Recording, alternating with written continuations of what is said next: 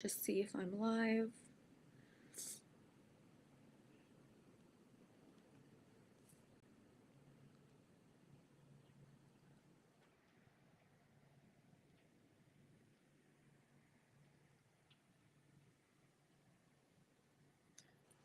Okay, so hello Facebook and possibly YouTube if I did this right. My message for today, what I wanted to sort of speak about is taking energy. So, just a quick introduction. It's Fareen Ash, and I'm coming to you live on Facebook and hopefully YouTube as well. I'm still figuring out this tech. If you're here, please say hi. I should be able to see your comments. So make sure you say hi and let me know you're here. If you're watching the replay, please let me know. If you enjoy these videos, also please let me know because feedback is very helpful, especially for creators in terms of, I want to know what you guys want to see and if you guys are enjoying this, right?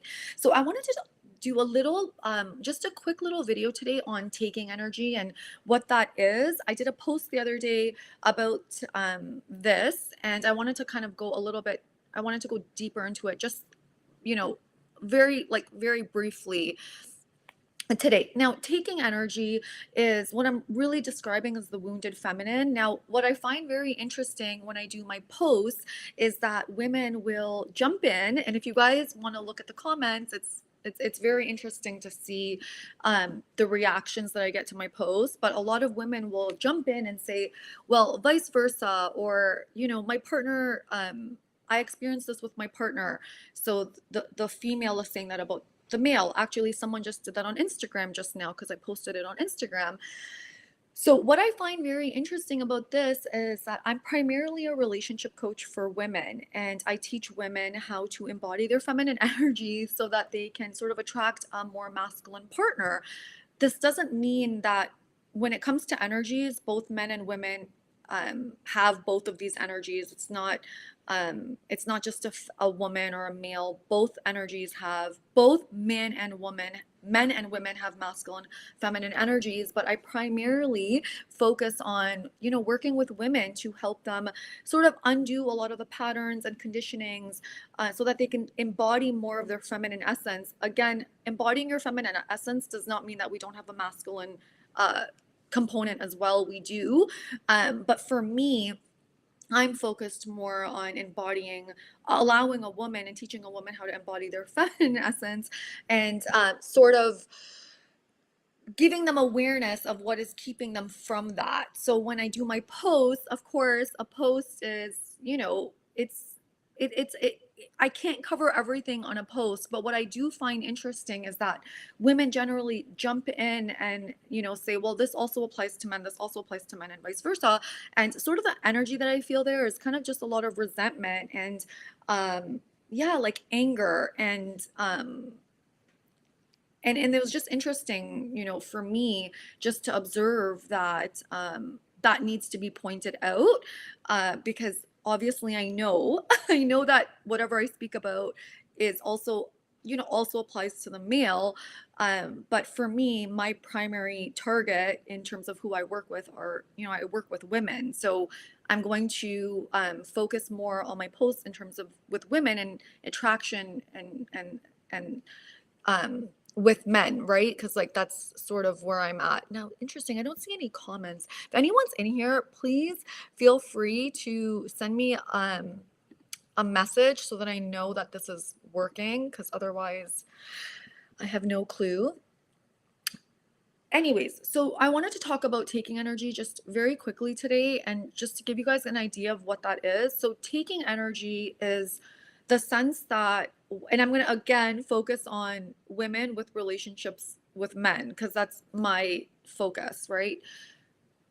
A woman that is consistently in taking energy is a woman that is very depleted within, and because she's very depleted within, she's looking to be validated and looking for oh, hi Layla. Okay, perfect.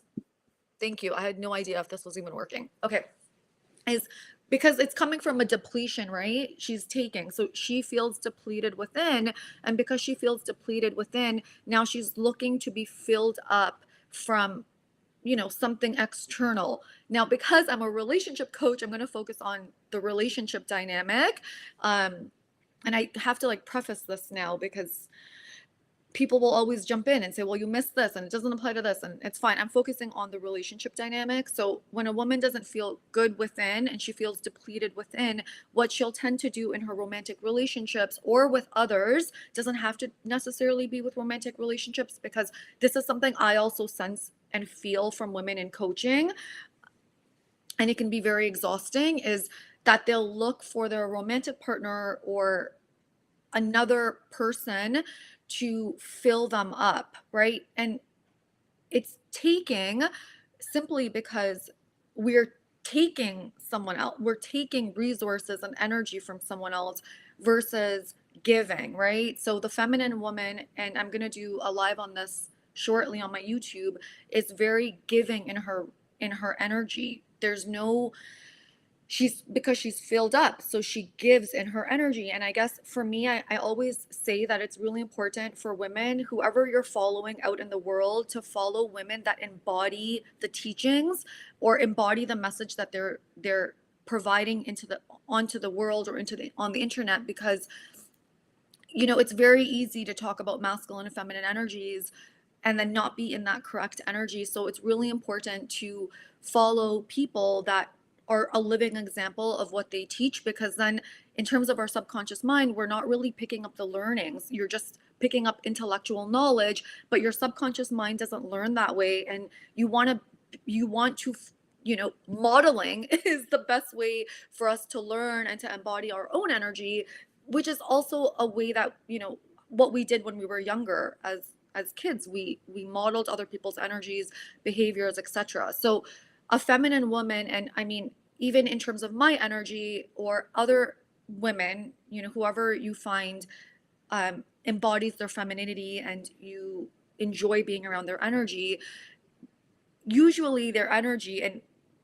what you'll notice if you pay attention and sort of have that awareness, is that their energy is giving. And so how do you know this? Is that you want to be around this woman, you want to be in her presence, you want to be in her energy. She's very giving in her energy. And now that giving in her energy always comes from herself first. So a woman that is giving in her energy is already filled up and is concerned with meeting her own needs before she goes out and sort of gives to others, right?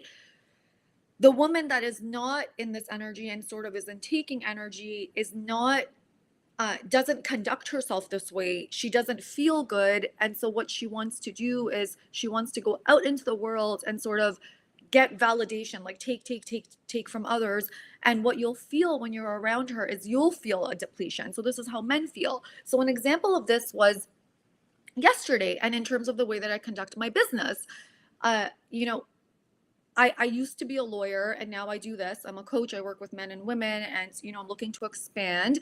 And yesterday I did a post saying I was going to go live on YouTube. Well, by the time I was going to go live on YouTube, I was exhausted. I was depleted. I had a very busy week and I was exhausted. So I decided not to come onto YouTube, right? Now, I have the luxury of having my own business, and so I can choose when I want to come on live. And because this is not, this is free, essentially, this is not something I'm being paid for, I'm going to prioritize myself versus going on YouTube or and things like that. Because when I appear live, I want you to sense my energy, and I want to come from an overflow versus sort of focusing so much on I need to show up, I need to show up, I need to show up, and I'm not in the correct energy. So feminine women will always prioritize themselves and show up when they are full, right? And even in relationships with men, they show up when they're full, and they don't, and when they're not. So as an example, yesterday I was very, very exhausted. I took time to do the things that make me feel good and make me feel recharged versus sort of coming back online and coming on the internet, right? And there's nothing wrong with coming on the internet, but for me, I don't do things from a place of, well, I'm not feeling good or I'm feeling tired. Let me just go out and get external validation from everyone, right? A woman that is primarily in taking energy is a woman that doesn't know how to take care of her own needs, doesn't feel good within, lacks lacks self-confidence, self-worth, etc., all these things that we know, and doesn't know how to meet her own emotional needs. She doesn't know how to meet herself, let's say. And so what she does is in relationships, and primarily in relationships, she'll go and look for a man to make her feel good, to make her feel worthy, to validate her. And this also happens in coaching, right? It's really interesting, the relationships in coaching, because in coaching I'm taking more of the masculine role, because of course I'm a coach, I'm not a therapist. I'm there to move people lives along, and so I'm there to hold people accountable, etc. So I am more dominantly in my masculine energy when I'm in coaching. And what will happen sometimes with women, and of course, like, I'm very aware of this and I will nip this in the butt right away. But what will happen is I will give my coaching, I will give them the tools, I will let them know, where what energy they're in, and all the awareness, etc. But what will tend to happen in coaching is women will use me or private coaching to as a crutch to get them out of whatever emotional state they're in. Now, in the beginning with me, I'm happy to do this because I want them to learn, the difference between taking care of your own needs, and I'm teaching them distinctions, etc. It's fine, especially if a woman is more in her wounded feminine. Over time, though, what can happen is that they can become codependent and very demanding, and it's exhausting. And then I'm having to be more firm and kind of say no. It doesn't work on your schedule, it sort of works on my schedule. And an example of this was yesterday. I had spoken to a client last week, and she's in a 5-month package with me, and they have private access to me. But what I like in a 5-month package is having 2 calls a month spread apart, right? And I had spoken to this client just yesterday or just last week, and after the calls I want them to integrate the learnings, right? And she booked another call for yesterday. And when I looked at my notes, I realized I had just spoken to her last week. And so I said, I'm not going to speak with you this week. We had just had a call last week. We'll speak next week. And she got very triggered, right? She got upset. She said, I have all these triggers coming up, and I need you to, I need you to help me work through it. And I'm not like your other clients, etc., etc. And I was not happy with that response, right? And she said something about how she's feeling pushed aside. And, right away I was like, pushed aside? I just spoke with you last week, and, I'm not here to, I'm not here for that. I'm not here to, you snap your fingers, and just because I'm your coach, that whenever you want to call, I'm there. It doesn't work like that. I'm here to teach you how to be emotionally intelligent within yourself. And what tends to happen is as soon as I get firm, they relax, right? Because sometimes people can't see themselves. What tends to happen, and what I point out to these women when they're working with me, is this is what you do with men. This is the way that you show up in relationships with men. You have this expectation that because you're in this relationship with a man, that whenever you don't feel good or you are not feeling your best or whatever it is, that man has to drop everything to meet your emotional needs. Now, that is extremely repelling and extremely, it's exhausting for the person that is on the other side, because the energy that person is coming from is, I can't meet my own emotional needs, and I need you right now to satisfy me. And if you don't, I'm going to have this emotional outburst. It's extremely unhealthy and it doesn't feel good, right? So when we're communicating to our partner, that, you know, we need something from them, we always want to make sure, firstly, that we are filled up, and that we are able to meet our own emotional needs, and that we've taken care of ourselves. Because otherwise it is not communicating our needs to someone, it is dumping, right? And the energy that does this, tends to do this the most, is both energies do, but the wounded feminine energy, or the unhealthy feminine, tends to do this a lot. She's consistently in victim energy. she doesn't feel good, and she's consistently she's consistently looking for someone else to build her up, and the energy and the aura, let's say, is it's very heavy. Now, in relationships with men, when we're in this state where we're consistently not feeling good, we're consistently in taking energy, what's going to happen with the man is he's not going to feel good. And in fact, I talked to my partner about this yesterday because I had two clients that were in this energy, and I canceled both of their calls. I postponed it to next week because, I'm not here for that, right? I'm a coach. I'm here to tell you certain things and to help you move your life forward, but I'm not here to take the cake out of your mouth. That is your job, right? It's your job to it's my job to tell you what's going on and to snap you out of it, but it's not my job to take the cake out of your mouth, just as a health coach would do, right? Or it's not a health coach's job to lift the weights for you. It's the coach's job to tell you what you need to do to move your life forward, but beyond that, it's your responsibility to identify after I've said certain things to you, and it's your job to snap out of it. And so I said to my partner yesterday that, yeah, like, I'm exhausted, and like this is kind of what happened today. And he said to me something. He said to me, "You're the savior, Fareen. You're just the savior." And I said, "I don't want to be the savior. I don't want to be a savior." And I said, "Babe, do you want to be the savior? Do you want to save me?"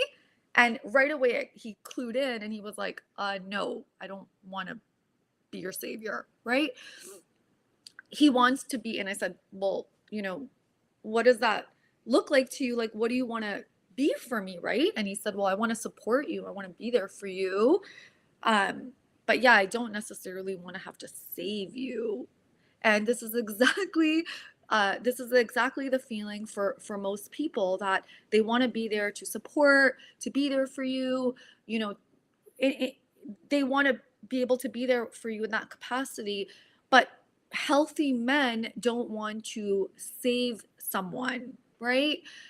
When when we talk about like a man wants to be your hero, well, a man wants to be a woman's hero. He doesn't want to be a woman's savior. Savior is, this woman cannot meet her own needs. She's consistently unhappy, and no matter what I do, it's never good enough for her, and I'm going to constantly have to push her up to make her feel good. I have to like consistently save her. That's not that's not that's not attractive.